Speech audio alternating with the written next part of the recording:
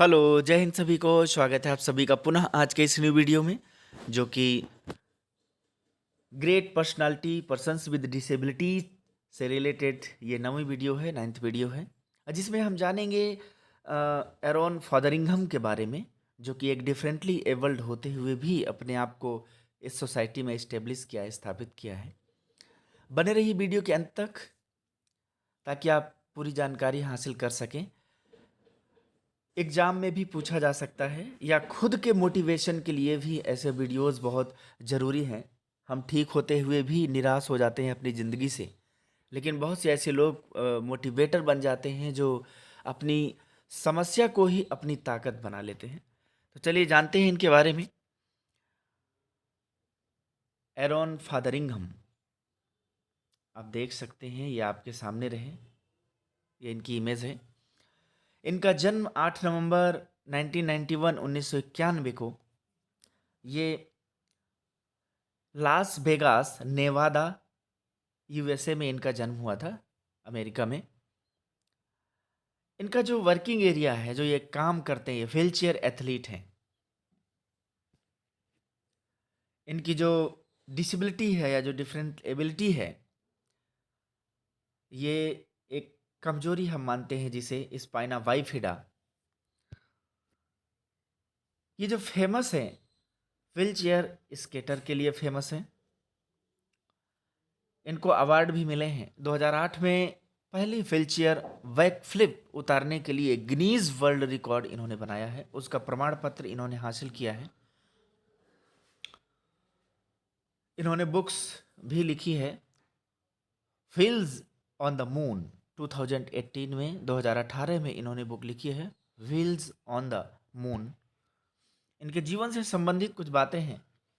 जो सबसे प्रेरणादायक दिव्यांग हस्तियों में से एक होने के अलावा एरोन फॉदरिंघम दुनिया के सबसे प्रसिद्ध स्केटर्स में से भी एक हैं। उसकी खासियत व्हीलचेयर स्केटर। अपने बचपन के दौरान एरोन को हिप के कई असफल ऑपरेशनों से गुजरना पड़ा, जिसके कारण उन्हें स्थायी रूप से व्हीलचेयर का उपयोग करना पड़ा। फिर भी उन्होंने उस खेल का अभ्यास जारी रखा जिसे अपनी दिव्यांगता के अनुरूप ढालने का उन्हें शौक था। यानी कि उन्होंने खुद से ही एडॉप्टेशन की प्रक्रिया अपना ली कि मुझे करना ही करना है। और 2005 में एरोन फॉदरिंघम ने 180 डिग्री मोड़ के साथ एक शानदार छलांग लगाई और 2006 में व्हीलचेयर के इतिहास में पहला कलाबाजियां लगाई। मतलब एक जो बोलते हैं ना कि बहुत कलाबाज आदमी है। तब से उनकी उपलब्धियां और चुनौतियां सैकड़ों लोगों के लिए एक मिसाल बन गई। वाकई में जो समस्याएं होती हैं, कई बार वो मोटिवेशन बन जाती हैं। जो समस्याएं होती हैं, कई बार वो हमारे लिए एक बेहतरीन मिसाल बन जाती हैं, बशर्ते हमारा इंटेंशन पॉजिटिव हो कि हम कुछ कर सकते हैं। इससे संबंधित कुछ क्वेश्चंस हैं जो आपके एग्जाम में पूछे जा सकते हैं, नहीं भी पूछे जा सकते हैं, बट अगर आपको याद रहेंगे तो शायद कहीं ना कहीं काम आ जाए। वन लाइनर क्वेश्चंस में पहला क्वेश्चन है कि एरोन फॉदरिंघम का जन्म कब हुआ? 8 नवंबर 1991 में। क्वेश्चन नंबर 2 जो आपके सामने है, एरोन फॉदरिंघम का जन्म स्थान क्या है? ये लास वेगास नेवादा संयुक्त राज्य अमेरिका के निवासी हैं। क्वेश्चन नंबर 3 जो आपके सामने है, एरोन फॉदरिंघम किस बीमारी से पीड़ित थे या किस समस्या से ग्रसित थे, या जिसे कहते हैं कि कौन सी दिव्यांगता थी उन्हें? वो थी स्पाइना बाइफिडा। यहाँ पर विफिडा लिखा है, वो बाइफिडा है। स्पाइना बाइफिडा क्या है? एक जन्म दोष जिसमें विकासशील बच्चे की रीढ़ की हड्डी ठीक से विकसित नहीं हो पाती है।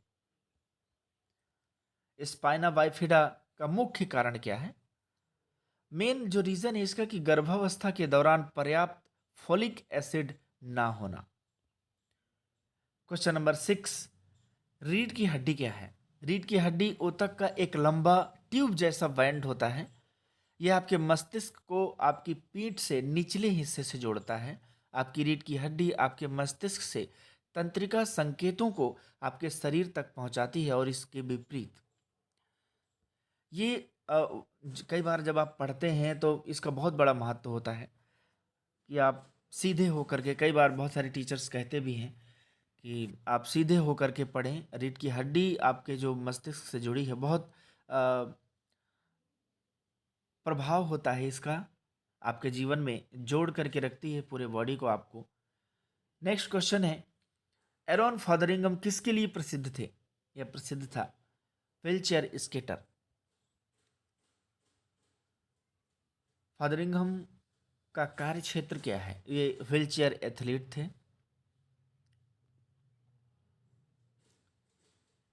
एरोन फॉदरिंगहम को पहली व्हीलचेयर फ्लिप उतारने के लिए किस वर्ष गिनीज वर्ल्ड रिकॉर्ड प्रमाण पत्र प्राप्त हुआ था? ये 2008 में। व्हील्स ऑन द मून 2018 पुस्तक किसके द्वारा लिखी गई थी? ये एरोन फॉदरिंगहम।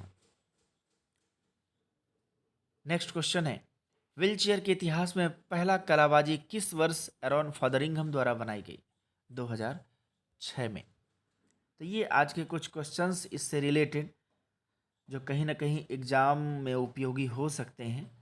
ये एरोन फॉदरिंगहम, आप एक मोटिवेशन ले सकते हैं इनसे कि हम अपने जीवन में थोड़ी सी परेशानियों से ऊब जाते हैं और हमें लगता है कि हम कुछ नहीं कर सकते। तो फिलहाल